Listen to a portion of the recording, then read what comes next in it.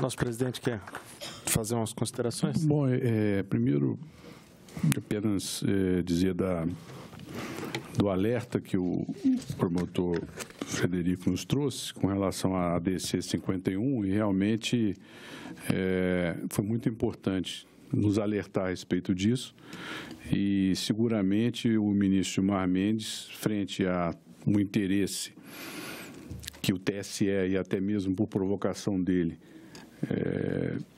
se posiciona sobre o tema com a criação de um grupo de trabalho, irá se debruçar com maior cuidado sobre essa ADC 51. Quando o promotor lembra da atitude do Macron de criar comitês falsos para se defender dos fake news, eu me lembrei de uma frase do Churchill dizendo que na guerra, e a guerra é uma continuação da diplomacia e da política, a verdade tem que vir escoltada por um exército de mentiras. Então, essa é a questão. E terceiro, se pedisse ter um contato do Tim Hu, lá em Colômbia, porque o ano que vem eu darei aula lá entre janeiro e fevereiro, e eu queria ter contato com ele para, enfim, recolher subsídios para o nosso trabalho aqui. Tá bom? Passo agora a palavra à conselheira Patrícia Blanco, que é presidente executivo do Conselho Diretor do Instituto Palavra Aberta e conselheira do Conselho de Comunicação Social do Congresso Nacional. O senhor me permite, eu posso falar ali do púlpito? Claro. Porque... Claro. Depois do Ministério Público, só você tem direito à palavra.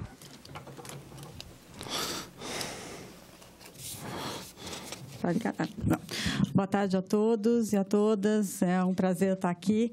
Pedir licença para falar em pé, porque realmente sentada não consigo gesticular o quanto uma boa descendente de italiana faz, né?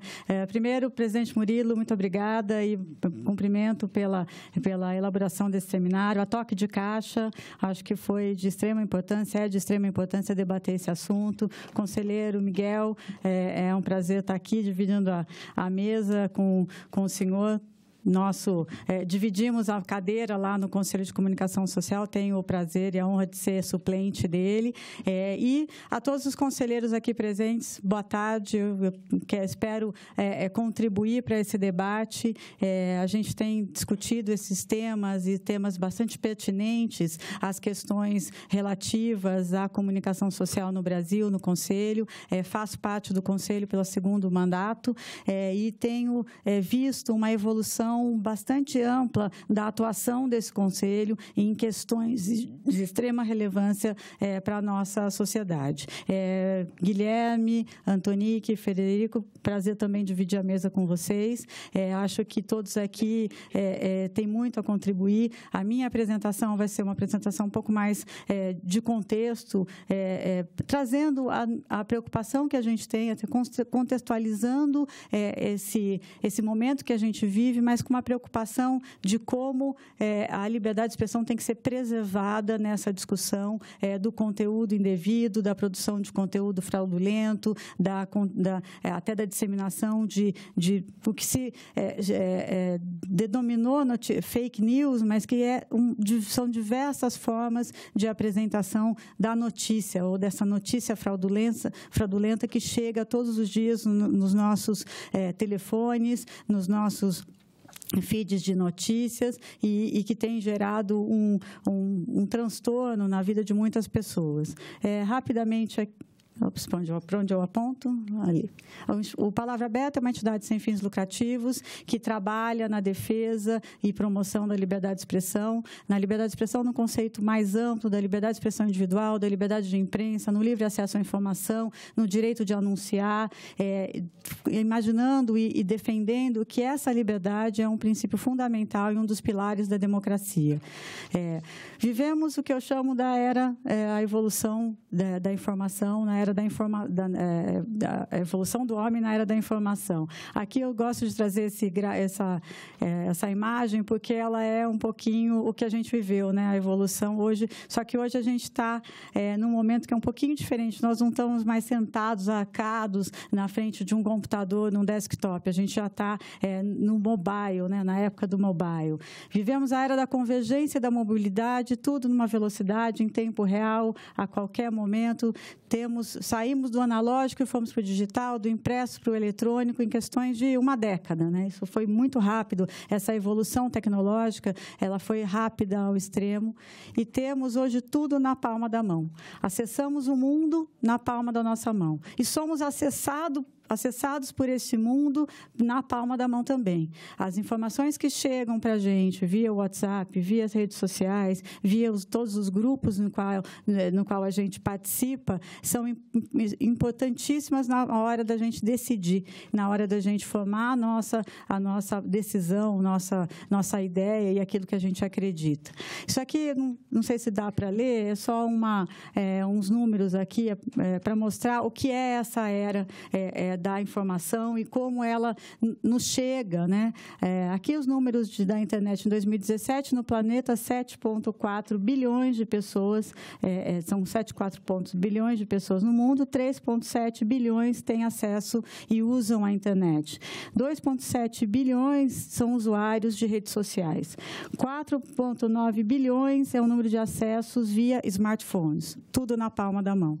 2,5 bilhões é o número de pessoas que usam regularmente os smartphones para tudo, né? Tanto para disseminar informação como para consumir informação.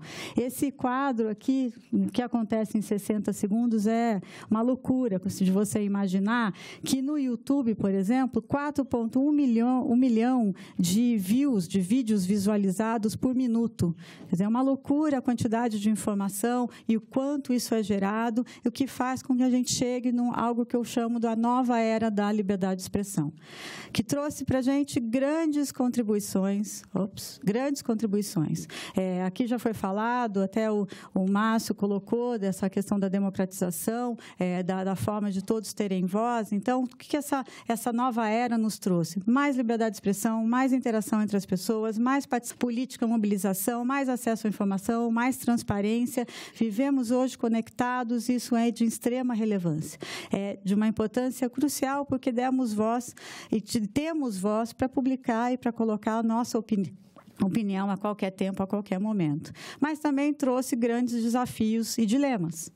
E entre os desafios e dilemas, eu gosto de citar uma frase da ministra Carmen Lúcia, que falou num evento organizado pelo Palavra Aberta, há uns 3 anos atrás, que mostra bem essa realidade do desafio que as redes sociais nos trouxeram.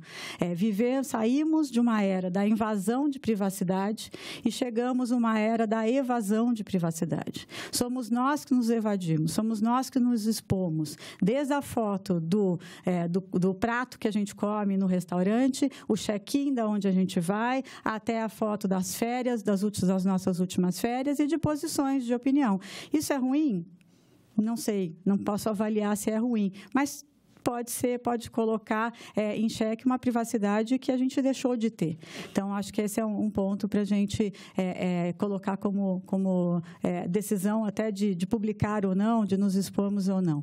Bom, esse trouxe também acesso a todo tipo de notícia, conteúdo, a qualquer tempo, a qualquer momento, em qualquer lugar. Ao mesmo tempo que a gente acompanha as notícias do plebiscito da Catalunha, a gente acompanhava também as notícias do atentado em Las Vegas e muitos acompanhavam a partida de futebol do seu time do coração. Quer dizer, isso tudo aconteceu num domingo, entre 5 e 8 da noite. Quer dizer, a possibilidade de interação e de acesso a essas notícias e informação é constante. Gostei muito do que o Frederico colocou sobre essa questão da atenção.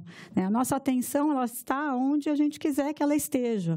E essa briga pela nossa atenção faz com que a gente tenha um desafio aí, onde vamos colocar a nossa atenção. Um outro ponto que eu coloco como sendo um desafio é que nós saímos de uma comunicação unidirecional, onde você tinha um emissor da comunicação e outro, e o leitor, o telespectador, o ouvinte, que simplesmente recebia essa informação.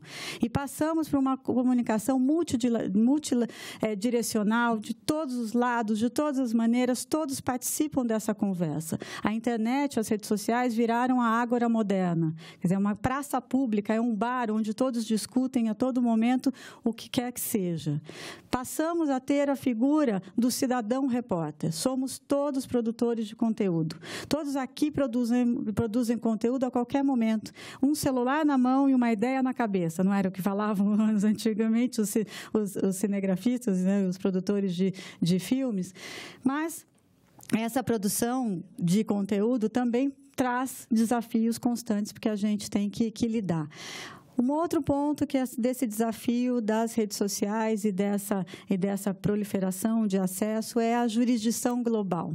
Não existe mais espaço territorial, não temos mais barreiras. Uma notícia produzida em Vélez, numa cidade de 40 mil habitantes, pode impactar diretamente as eleições da maior democracia do mundo, Estados Unidos. Uma notícia produzida em Poços de Caldas pode afetar a credibilidade de qualquer pessoa aqui no Brasil, como a gente já viu numa matéria da Folha de São Paulo. Quer dizer, essa questão da jurisdição global é um desafio que a gente tem em como combater esse conteúdo danoso, esse conteúdo fraudulento, de onde ele vem. Uma legislação no Brasil não vai ter efeito nenhuma.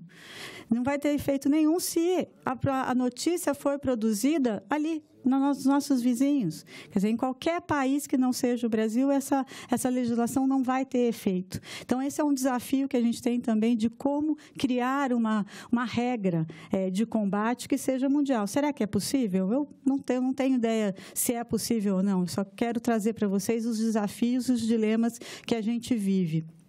Um outro ponto, e aí chegando no nosso tema, é a produção e disseminação das notícias sem a devida comprovação ou checagem. Chegamos na era da pós-verdade. Era da pós-verdade colocada pelo dicionário Oxford no ano passado, em 2016, quando o dicionário Oxford definiu a palavra pós-verdade como sendo a palavra do ano. E o que é pós-verdade? Pós-verdade eu acho que talvez o guarda-chuva de tudo isso que a gente está falando, de fake news, de notícias fraudulentas, de notícia gerada intencionalmente para ferir reputações, para difamar pessoas, mas também a disseminação de boatos ou de sátiras, né? O Rodrigo colocou a questão dos sensacionalistas, então a sátira também entra nessa disseminação e pode ser vista como uma notícia falsa. Até eu me lembro uma vez, num evento que a gente fez, o Leonardo, do Sensacionalistas, participou, e aí ele brincou. Ele falou assim, a gente sofre, é questionado da gente estar produzindo notícias falsas, e o site, os Sensacionalistas, ele já está ali no título, um site, né, um site isento de verdade, é uma sátira, né? E as pessoas não conseguem entender aquilo como sátira. Então, e aí o que é essa pós-verdade, né? Esse conceito mais amplo de notícias falsas? É quando crenças e ideologias superam os fatos. E isso é um ponto para a gente discutir aqui dessa produção de notícias, né? Quer dizer, o jornalismo profissional, e tem muitos jornalistas aqui que podem me ajudar nesse conceito, é noticiar fatos que tenham acontecido. E quando você começa a ter, num ambiente de cidadãos repórteres, a determinação de que crenças e ideologias superam os fatos, você cria um ambiente propício para o desenvolvimento de narrativas que nem sempre são verdades, ou nem sempre são baseadas naqueles fatos. Então, é um desafio bastante grande, né? Mas o que significa essa pós-verdade? Então, esse ambiente global no qual nós nos encontramos hoje. Pós-verdade pode ser interpretado como uma manipulação da opinião pública, com uma construção de narrativas baseada nessas ideologias e crenças, como a velha mentira vestida de roupa nova, né, ou vestida em trajes de gala, como uma nova forma de narrativa que privilegia o interesse de um lado, sem mostrar os diversos ângulos, e aí é aquilo que o presidente Trump colocou como sendo os fatos alternativos, ou alternative facts, né? Então, você cria lá a narrativa baseada naquele determinado ângulo, é sinônimo de notícia falsa, é boato, e é um mercado propício para a disseminação de notícias fraudulentas. Quer dizer, isso tudo está nesse guarda-chuva da pós-verdade, no guarda-chuva das fake news. E aí nós chegamos em algo que eu coloco como sendo o paradoxo da liberdade. Poxa, um ambiente que nos permite todo esse acesso, toda essa liberdade, todo esse espaço de conversa, de discussão, de participação política, trouxe também questões e dilemas e desafios que a gente tem para a gente avançar, que é combater esse ambiente danoso para a nossa democracia, para a nossa sociedade. E aí a pergunta que eu sempre coloco, e já coloquei isso no Conselho, é como garantir a liberdade de expressão e, ao mesmo tempo, evitar a proliferação de notícias falsas. E aqui eu trago alguns exemplos do que está acontecendo já no mundo, baseado nesse princípio da liberdade. Então, aqui sempre coloco, o nosso desafio é combater as notícias falsas, sim, combater a proliferação de conteúdo fraudulento, sim, só que preservar ao máximo a liberdade de expressão e, principalmente, a liberdade de expressão individual de cada um de nós. E aqui eu trouxe alguns exemplos, muito rapidamente, eu sei que meu tempo já está acabando, eu combinei com o Miguel que ele não cortaria minha palavra, porque é palavra aberta, né, mas eu vou correr. Bom, a ampliação, a medida 1 que eu coloco aqui é a checagem de informações. Então, a ampliação das agências de fact-checking para ajudar os veículos de comunicação a checar as matérias, ajudar a checagem de informação. Então, você tem a International Fact-Checking Association, você tem aqui no Brasil a Agência Pública e a Lupa e aos Fatos, que já são empresas estabelecidas na checagem de informação, criação de cursos que ensinam os jornalistas a checarem informações, o Lupa Educação. Também em consórcios e coalizões de veículos e plataformas na busca de checagem, de criar projetos de checagem de informação. Eu trouxe aqui rapidamente o projeto Credibilidade, a Ângela Pimenta vai estar no painel da tarde, vai poder explicar exatamente o que é esse projeto, mas ele é um projeto extremamente relevante. E se a gente pensar no exemplo das eleições francesas, o que fez com que se combatessem as fake news foi uma coalizão entre veículos e plataformas que, assim que aquela notícia fraudulenta era disseminada, eles checavam aquela informação e já voltavam rapidamente para os veículos de comunicação, mostrando que aquilo era conteúdo falso, era conteúdo fraudulento. E funcionou muito bem. Também em medidas em consórcios e coalizões de veículos de comunicação, eu trouxe aqui 3 exemplos. O First Draft Collision, que é uma iniciativa do Google com Facebook e Twitter. O Fact Checking do Facebook, que é um selo de notícias falsas. O Full Fact do Google, que é uma organização sem fins lucrativos na Inglaterra, criada em parceria com o Google para desenvolver métodos de checagem de informação, para facilitar essa checagem.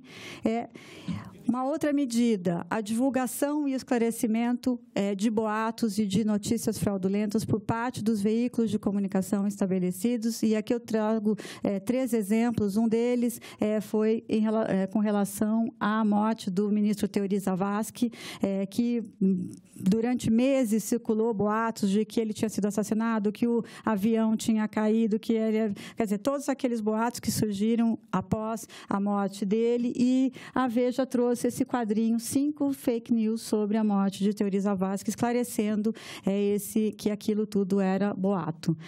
Outros aqui que eu trouxe, que foi divulgado pela Folha de São Paulo, Baleia Azul é fake news e virou real.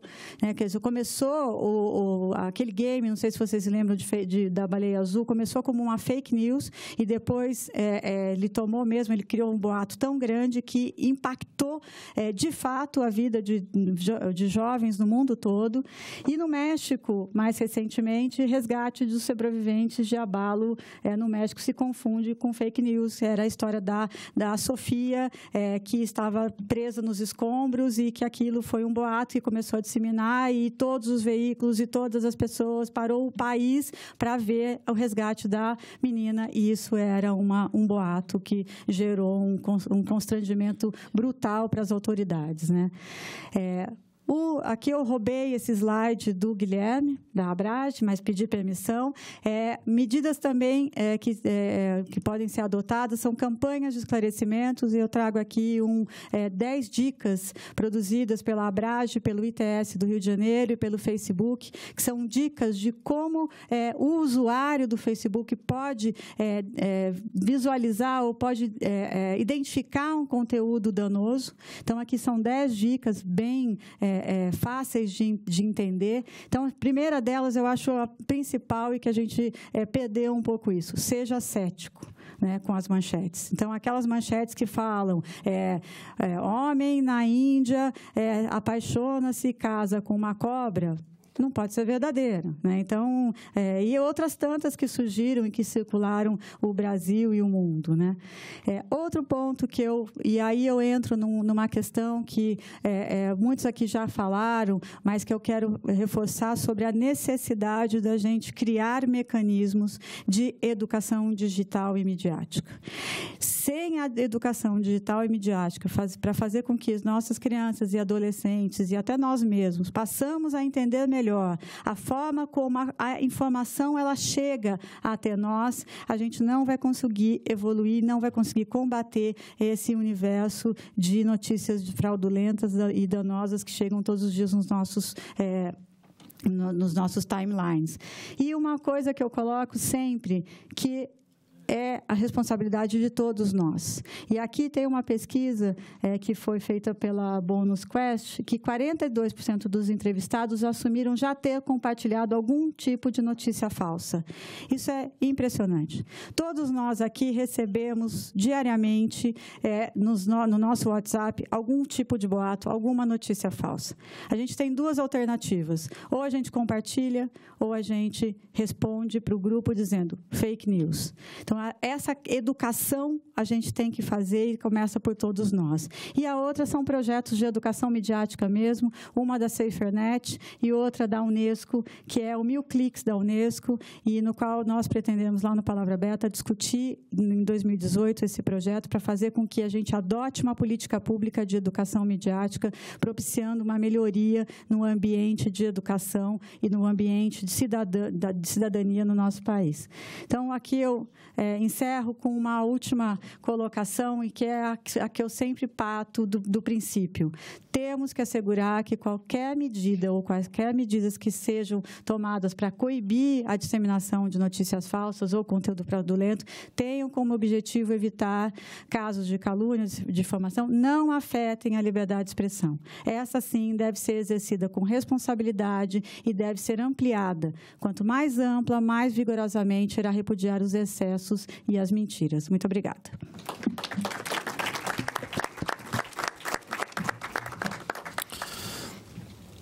Bom, na sequência já passo a palavra ao Guilherme Alpendre, representante da Abrage, Associação Brasileira de Jornalismo Investigativo. Obrigado. Está funcionando? Está funcionando. Obrigado a todos. Eu fico especialmente feliz de suceder a primeira voz feminina no seminário. Então, obrigado, Patrícia. E vamos em frente. O passador de slides ficou... Bom, vou começar dizendo de onde eu venho. A Abrage é uma associação de jornalistas profissionais fundada em 2002, ela acabou de fazer 15 anos, e tem ali 3 principais preocupações. São a formação de jornalistas, então promoção de cursos e eventos, palestras. A gente tem uma atuação muito forte em defesa do livre acesso a informações públicas, e a terceira perna, o terceiro eixo de atuação é a defesa da liberdade de expressão. E nesse contexto a gente tem principalmente 2 projetos. Um eu não vou falar hoje, é o projeto Tim Lopes, se ocupa de violência física contra jornalistas, e o outro eu vou falar um pouco hoje, se chama Ctrl+X, que é uma referência à tesourinha do comando de recortar, que busca informações sobre censura judicial no país. Mas começando, fake news. O que é isso? Na Abrage, a gente pensa que fake news é uma espécie de paradoxo que não traz bem nenhum. Porque se é news, não pode ser fake. A veracidade é uma característica intrínseca de uma notícia. Se você fala, li uma notícia, obviamente essa notícia se refere a fatos. Então, naturalizar notícia falsa ou fake news ou esse tipo de contradição, acho que pode causar um dano ao próprio conceito de notícia. Eu, pessoalmente, prefiro usar a palavra boato. E na minha busca por informações sobre esse assunto, me deparei com esse relatório excelente feito pela Claire Wardle, que está disponível na internet, que é o Information Disorder.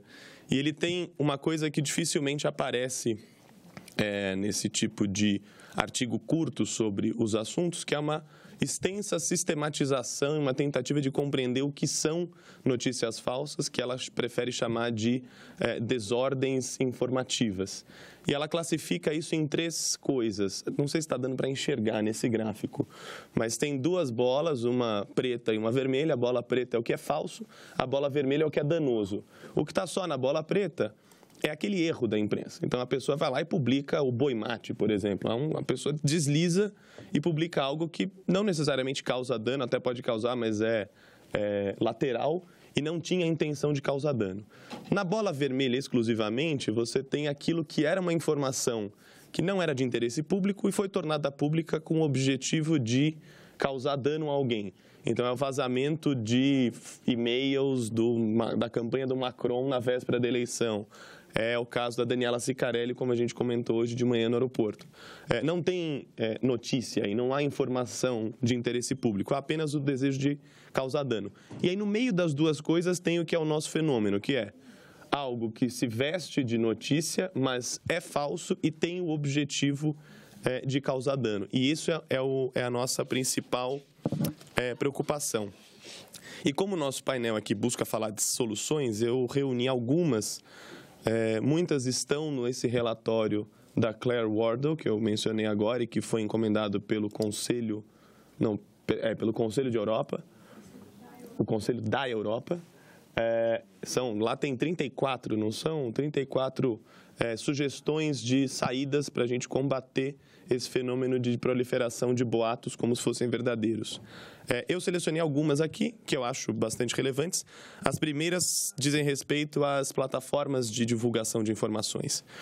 Então, restringir publicidade nesses conteúdos e alertar as pessoas quando um conteúdo estiver em disputa, ou seja, se muita gente estiver clicando reportar isto como um hoax, ou como uma notícia falsa, ou como um boato, e desativar contas falsas. Essas são 3 coisas que as plataformas podem fazer para contribuir para um ambiente mais saudável de troca de informações. Depois a gente tem ações que a sociedade civil pode tomar. Então, uma delas é o que a Ângela vai apresentar no final, no painel da tarde, que é o Trust Project, que é o projeto Credibilidade, do qual a Abrage, com muita honra, faz parte, e que estuda maneiras de criar parâmetros que as notícias têm que cumprir para que cada um desses atributos receba uma nota, de acordo com o que aquela notícia contém, e você consiga, como um leitor, ver um selo dizendo, olha, essa notícia tem uma probabilidade altíssima de ser verdadeira, ou tem uma probabilidade baixíssima de ser verdadeira, de acordo com critérios que a Ângela vai expor, mas envolvem a publicação, o autor, a quantidade de fontes ouvidas. Media literacy, que isso é uma coisa fundamental, é ensinar a minha madrinha a parar de me repassar boatos de que o WhatsApp vai ser cobrado ou a multa se você andar com o carro sem a luz de ré acesa o dia inteiro é de R$10.000. E o curioso é que a minha madrinha, que é uma pessoa, enfim, que eu amo muito, minha madrinha, e ela tem uma formação, mas ela é uma dificuldade de leitura, então às vezes passam para ela a notícia do site boato.com, dizendo, cuidado, isso é um boato. Mas ela pula a parte, cuidado, isso é um boato, só lê depois. A Haddad vai multar em 10 mil reais. Pô, aí ela manda pra gente. Então, assim, ensinar as pessoas a terem o desconfiômetro é bem importante. E agora, no final, a gente tem a antepenúltima e a penúltima sugestões são saídas para os meios de comunicação. Então, o primeiro é construir confiança, que é algo que tem a ver com diversidade de pautas, diversidade de pessoas que trabalham na redação, de pessoas que apresentam telejornal, tem a ver com abrir canais de comunicação com audiência. É algo que novas empresas de mídia têm sabido fazer bem. Um exemplo recente é uma campanha de financiamento público da Pública, essa agência de jornalismo investigativo sem fins lucrativos. As pessoas doavam dinheiro e ganham o direito de escolher qual vai ser a matéria investigada. Então, a cada mês vai ter 3 opções e as pessoas que doaram escolhem. Isso constrói uma relação diferente. Isso faz com que a pessoa se sinta parte daquele veículo, e isso eu tenho visto em exposições, em diversas conferências sobre jornalismo. É um dos caminhos para resgatar também a sustentabilidade financeira das empresas, reconstruir essa confiança com as pessoas e devolver, talvez, ao público leitor o poder de financiar o jornalismo. A segunda sugestão, que é algo bem interessante, bem importante, depois eu vou falar um pouco mais, é que a mídia escolha melhor o que ela vai ignorar quando houver um boato e o que ela vai combater. E, finalmente, temos ações governamentais. Então, vou me demorar um pouco mais nesses 2 últimos pontos. Saber ignorar. Há um projeto do First Draft chamado Newswhip. Isso é um algoritmo. É uma ferramenta. Desculpa, o projeto é o Crosscheck e o Newswhip é a ferramenta do projeto. Essa ferramenta, ela consegue, através de algoritmos, prever a viralidade ou a capacidade que uma notícia tem de viralizar nas próximas 24, 36 horas. E esse monitoramento dota o veículo de informações capazes de dizer, olha, isso aqui é melhor ser combatido, porque pode causar um dano muito maior se continuar viralizando, ou isto aqui não deve viralizar. Se a gente combater, é capaz de acontecer o fenômeno da minha madrinha, e as pessoas começarem a achar que aquilo é uma notícia, que a notícia falsa, na verdade, é verdadeira. Então, isso é um tipo de instrumental tecnológico que pode ser útil na cobertura de eleição, por exemplo, quando os veículos terão que escolher entre milhares de boatos ou de histórias para checar e esclarecer. Na parte da ação governamental, primeiro alguns dados. Essa pesquisa da BBC mostra que, no Brasil, as pessoas são especialmente contrárias à ideia de regulação de conteúdo na internet, o que me parece uma boa notícia diante da preferência que há em alguns setores e mesmo difundido na sociedade de atribuir ao Estado a atribuição, parabéns pelo vocabulário, atribuir ao Estado a prerrogativa de decidir o que deve e o que não deve ser publicado, o que deve e o que não deve ser difundido. A gente está aqui no topo dessa lista, tinha diversos países, eu recortei só alguns, mas o interessante é que a rejeição cresceu 19 pontos percentuais de 2 pesquisas, entre 2010 e 2017. Então, há uma rejeição maior a isso, o que me parece uma boa notícia. Talvez a Patrícia concorde comigo também, já que nós temos uma pauta bastante similar nessa área.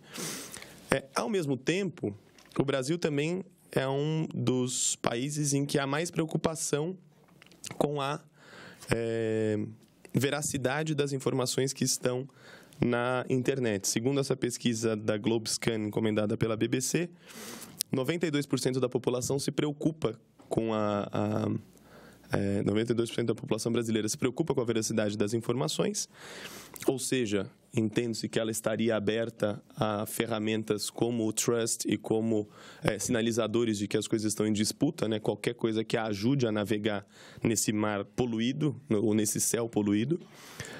E quais são as preocupações? Sempre com a desconfiança com o viés político-comercial que pode haver entre a publicação e a notícia. Vou passar mais rápido. Confiança na imprensa. O Brasil também lidera numa pesquisa com... Eu recortei aqui, eu deixei só alguns países, né? E provavelmente não dá para ler. Mas o Brasil é o segundo colocado, atrás apenas da Finlândia, em percentual da população que confia na imprensa. Então, 60% dos ouvidos confia, Finlândia 62%, depois Portugal, que parece algo da lusofonia, 58% confiam, e os números vão caindo até a gente chegar, por exemplo, na França com 30%, na Grécia com 23%, na Coreia com 23%. Esse cenário que a gente desenha, ele pode ser preocupante quando a gente está num período eleitoral e a gente tem uma atuação muito firme da Justiça Eleitoral no sentido de tutelar o conteúdo que pode chegar à população.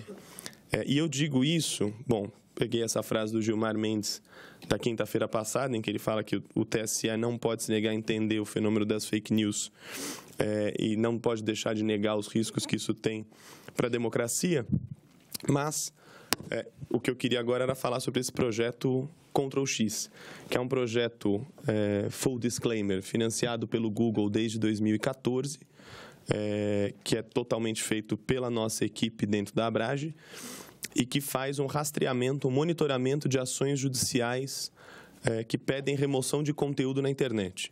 Ele nasceu só com o âmbito eleitoral, depois ele passou a ter, a gente conseguiu fazer as navegações atrás de dados em cortes de justiça comum, e hoje a gente tem várias ferramentas que nos ajudam a raspar esses dados automaticamente e uma ferramenta essencial que é um ser humano que lê todos esses resultados e identifica, olha, isso aqui é um caso de pedido de remoção de conteúdo da internet.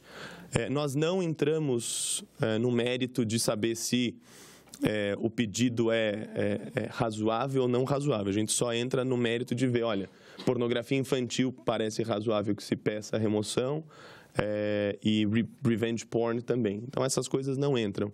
Agora, uma briga de vizinhos também não. Um vizinho que posta no Facebook que o outro é chato ou qualquer coisa assim, desempregado, vagabundo, isso também a gente não coloca. Uma briga que não tenha interesse público. O que entra aqui é interesse público.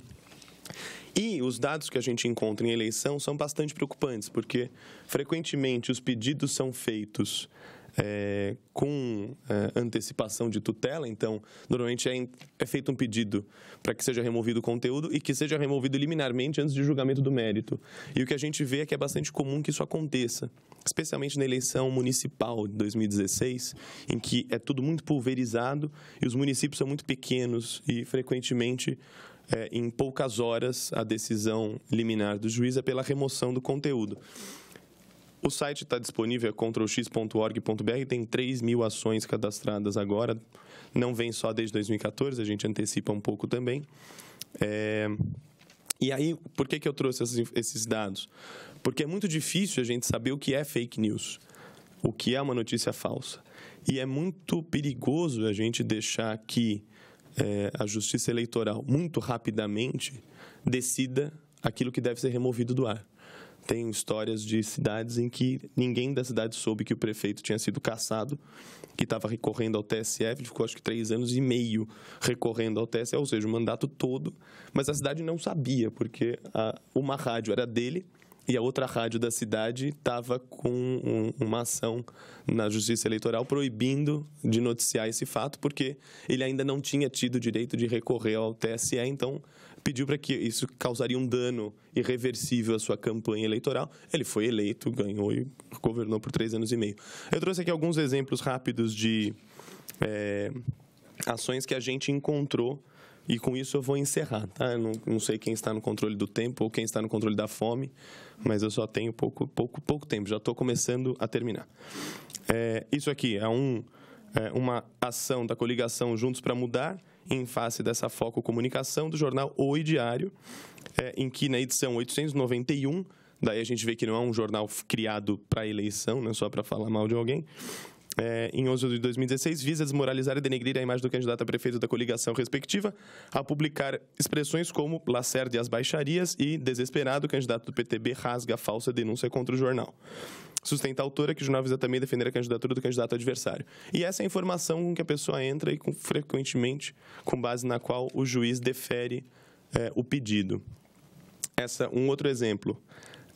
Pedido de providência com antecipação de tutela, solicitado pela representante legal da obrigação Juntos Estamos Superando a Crise, que requer a retirada de circulação de toda a edição do jornal O Diário, datado 1º de outubro do ano corrente, tendo em vista que está induzindo em erros eleitores. É muito difícil você conseguir saber se uma opinião jornalística, um editorial de um jornal está induzindo em erros eleitores ou está esclarecendo para algum ponto. E a ação pede o recolhimento de jornal. Foi algo que nos surpreendeu até nesse projeto, que o foco dele era só online. A gente descobriu muitas ações em que se pede o recolhimento de todos os exemplares e a destruição dos clichês. Isso parece dos anos 70, né? E a destruição dos clichês. E, finalmente, um exemplo do Rio de Janeiro, que eu acho um exemplo bastante representativo. Esse não foi deferido, por sorte, mas trata-se de representação com fulcro no artigo 96 da Lei 9.504, através da qual postulou-se liminarmente para que haja retirada de todo o conteúdo informativo da internet do jornal O Globo. Assim, o candidato era o Marcelo Crivella e ele alega que a publicação de forma reiterada... com a publicação de forma reiterada de editoriais e matérias jornalísticas com o intuito de denegrir a imagem do candidato representante, pode prejudicá-lo frente aos eleitores nas eleições. Então, esse é um exemplo que a gente conhece bem e talvez todos aqui concordemos que, embora o Globo possa ser acusado de ter um viés editorial A ou B, não entraria ali no que a gente chama de fake news. E, no entanto, há tentativas de usar a justiça para tirar essa informação do ar, não só a matéria que prejudicaria o candidato, mas todo o conteúdo do site do jornal O Globo. Esse era o alerta que eu queria fazer, essa é a nossa posição em defesa de, claro, um ambiente cada vez mais saudável, mas com o cuidado de não transferir para uma autoridade distante da nossa realidade a prerrogativa de decidir o que a gente deverá ou não ler durante a eleição. E muito obrigado pelo convite a todos. Esse tema realmente, esses desafios e combate à fake news realmente é um tema que vai gerar uma discussão. Nós temos o último painel também com esse tema, tema parecido. O presidente queria fazer uma observação do direito de ser presidente, afinal deve ter alguma vantagem ser presidente, mas eu queria tranquilizar o Guilherme Alpendre que não é o caso aqui de tratar de notícias de jornal, quer dizer, ninguém vai, nem mesmo o sensacionalista, quer dizer, eu acho que sua madrinha pode repassar a notícia do sensacionalista com tranquilidade, porque o grande problema da fake news é o anonimato. Quer dizer, é a produção de notícias que não se consiga apurar quem é que fez. Quer dizer, não é apenas se são falsas ou não, mas também quem que fez e por quê. E que possa responsabilizar se responsabilizar por aquilo que ele está dizendo. A liberdade de expressão, ela é garantida e o Conselho é um guardião da liberdade de expressão. Nós jamais iríamos aqui patrocinar nenhum tipo de medida que vá restringir a circulação de conteúdo, a própria liberdade de expressão individual, preocupação da conselheira Patrícia, mas o fato, nem a questão de notícias replicadas por jornais identificados. O sensacionalista, o boato.com também é plenamente identificado. Se por acaso o boato.com ou o sensacionalista causarem algum dano com a matéria que produzem, será facilmente identificado, podem ser processados, quer dizer, podem dar explicações. O grande problema nosso não é exatamente isso, mas são as notícias produzidas no anonimato e que usam das franquias da liberdade de expressão para atacar as pessoas. E, obviamente, também compartilho a preocupação com o fato de que há, sim, uma guerra política, muitas vezes, que procura impactar a liberdade de expressão com efeito eleitoral, que isso, a sociedade tem que estar muito atenta, nós estaremos atentos no Conselho e esperamos que o TSE também não dê guarida a esse tipo de comportamento. Um adendo, Guilherme, só para fazer um comentário, que de fato concordo com o Murilo, mas também concordo com o Guilherme que há uma certa preocupação, eu vivo isso, que é a questão da censura judicial. Então, assim, acho que, na verdade, também tem essa preocupação dessa censura judicial começar a qualificar como fake news notícias que estejam nos jornais. Essa preocupação realmente... E depois, quando a gente criar uma onda de que é fake news, e aí então tem a possibilidade de retirar esse conteúdo. Realmente é uma grande preocupação. E essa, fazendo um comentário, essa de buscar o linotipo lá, os clichês, outro dia eu recebi uma ação lá, que já ganhei, claro, porque só fala a verdade. O cidadão pedia para buscar a mídia que teria chegado lá. Será que ele queria um disquete, alguma coisa assim, né? As pessoas ficam... Eu não entendi. O juiz falou assim, eu não entendi o que é esse pedido. Eu falei, bom, melhor ainda que não entendi, nem eu entendi. Então é isso. É a fita, sei lá o quê.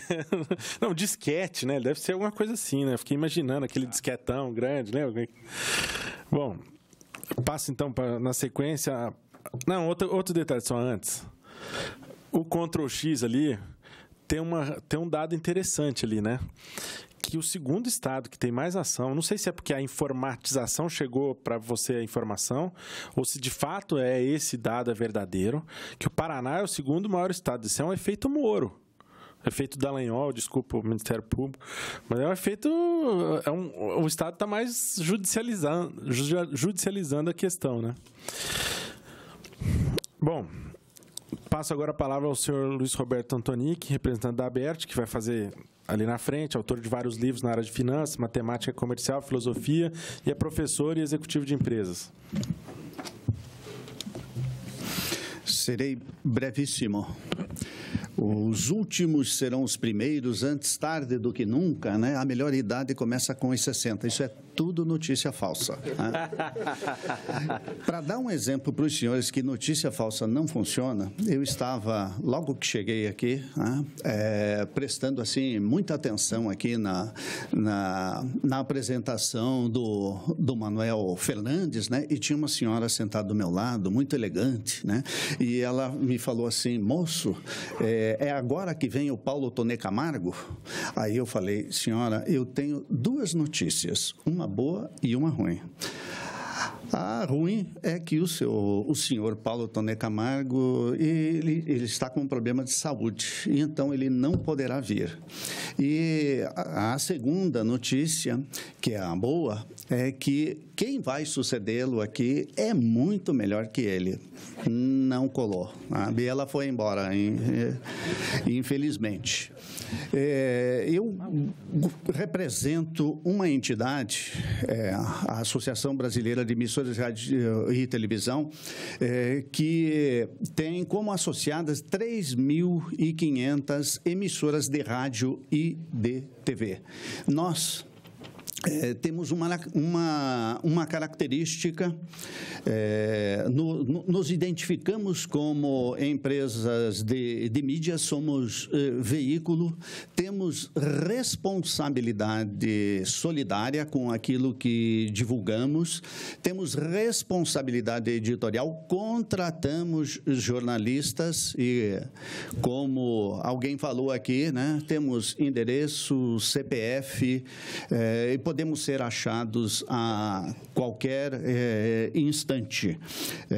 A ABERT, ela tem, entre as suas associadas, que são emissoras de rádio e de televisão, comerciais, essencialmente comerciais, e então toda essa responsabilidade com a notícia, estamos no Brasil inteiro, cobrimos o Brasil inteiro com os serviços que nós prestamos. Né? E nós entendemos perfeitamente que estamos vivendo uma época de transição. Eu imagino, por exemplo, que lá na Alta Idade Média, eles devem ter feito um seminário assim como esse que nós estamos fazendo aqui agora, né, para discutir todos os problemas que seriam causados pela impressão. A imprensa estava por ser inventada por Gutenberg, né? Então eles estavam discutindo. Nós aqui também passamos por uma época de transição como essa. Vocês podem ver, por exemplo, nós temos seríssimos conflitos de gênero, temos conflito de cor, de ideia, de religiões. Isso tudo vai se apaziguando e isso tudo vai entrando no seu devido lugar, no seu devido tempo. É um grande problema e grandes problemas têm soluções extremamente complicadas. Mas isso tudo é muito bom para nós. Isso tudo é excelente para nós, porque essa tecnologia, ela veio em nosso benefício. Apenas por o que acontece é que no momento que estamos vivendo, temos alguns problemas, que um deles são as notícias falsas que estamos aqui discutindo. Né? Eu lá na empresa onde eu trabalho, né, o salário ele está tão baixinho que então eu faço sempre algumas palestras assim para fazer um complemento de renda. Né? E eu cito sempre meu querido amigo José Francisco de Araújo Lima, né? Que a gente carinhosamente chama ele de Chico, né? Para falar sobre tecnologia, né? Porque tem essa questão da geração, dos meninos que são conectados, e eu sempre falo o seguinte, digo, olha, você fique muito quieto, porque lá na empresa que eu trabalho, o responsável, o nosso diretor de tecnologia tem 75 anos, e ele é o melhor cara que eu conheço aí nessa área. Tá? Então, nós estamos passando por esse momento, assim, espetacularmente, né? Esse momento fantástico. Eu, por exemplo, eu sou deficiente auditivo, e aí eu escuto o meu telefone, se tocar eu não escuto. E como eu sou, assim, às vezes eu esqueço de tomar o meu Gardenol de manhã, ele vibra no bolso, também não escuto. Então, o meu aparelho auditivo, tudo que falar no telefone aqui, eu escuto no meu aparelho auditivo, que é um negócio muito legal, né? Eu só estou esperando que eu possa ver o meu WhatsApp no óculos aqui, que deve ser o próximo passo da tecnologia, né? Eu vou escutar aqui e vou enxergar aqui no óculos. Mas isso tudo é muito difícil. Eu estava prestando atenção na palestra do meu querido colega e mentor aqui, Márcio Novaes, e ele falava de dois amigos, né? Puxa, você é amigo do Márcio Novaes, certamente uma pessoa muito qualificada, muito preparada. Eu, por exemplo, na semana passada, eu briguei com um amigo meu que trabalhou comigo na companhia telefônica, tem 67 anos, é um psicólogo, né? E ele passou uma notícia para um grupo de pessoas no Facebook, dizendo que o Temer ia aumentar o imposto de renda de 27,5% para 35%, que a Globo estava querendo esconder aquilo. Eu digo, meu Deus do céu, para com isso, né? Então, como é que resolve uma questão dessa, né? Eu, por exemplo, estou sentado aqui na mesa prestando a atenção na plateia e vejo que vocês todos estão mexendo no telefone. Isso é ruim, é mal, é falta de educação? Não, sabe? Isso é muito bom. É uma época de transição que estamos passando, né? E para encerrar aqui a minha fala, que eu disse que ia ser brevíssima, eu quero concordar com de novo vou citar aqui o Manuel Fernandes, que ele disse que esse é um problema que só resolve com educação. Os meus pais são imigrantes ucranianos, né? E lá na Ucrânia conta-se que o homem é um animal educado pelo bolso. Então, não acredito que nós possamos ser educados na forma da educação formal.